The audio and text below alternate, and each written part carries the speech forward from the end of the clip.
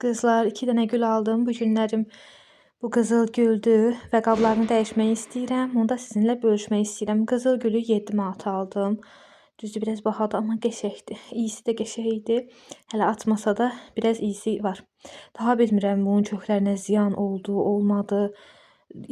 Qorxa-qorxa əkmişəm ki, birdən nəsə olar, birdən nəsə əmələ gələrmi, gəlməzmi bilmirəm. Dibində də yaşıl taxtaya oxşayan bir şeylər var idi. Onu da əkəndən sonra, başqa qaba keçirəndən sonra onun dibinə qoydum.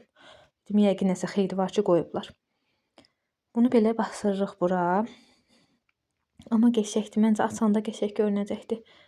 Başqaları da var idi. 2 rəngli güllər var idi qızlar. Onların da bu qədəri 13 manata verirdilər. Düzdür, biraz pulum az idi.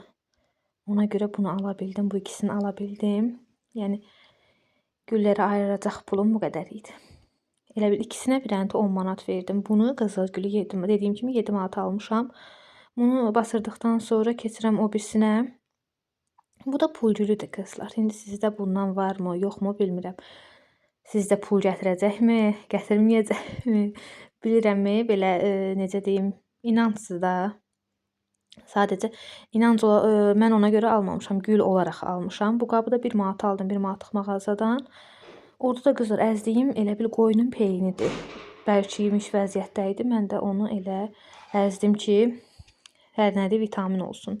Güllərim üçün gübrə olsun da, təbii gübrədir. Bu gülü də bura əkirəm. İnşallah tutarlar, yaxşı tutarlar inşallah. İndi növbəti videolarda görüşərik qızlar. Əgər videomu bəyənirsinizsə bəyənin. Bəyənmə düyməsinə basın.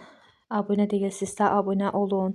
Şərhlə yazın. Şərhləri də yazın. Siz də gülləri sevirsinizmi? Sizin də bu pul gülündən varmı? Qızıl gülü qızlar özüm balaca qaba basırdım. Çünki böyük qabım yox idi.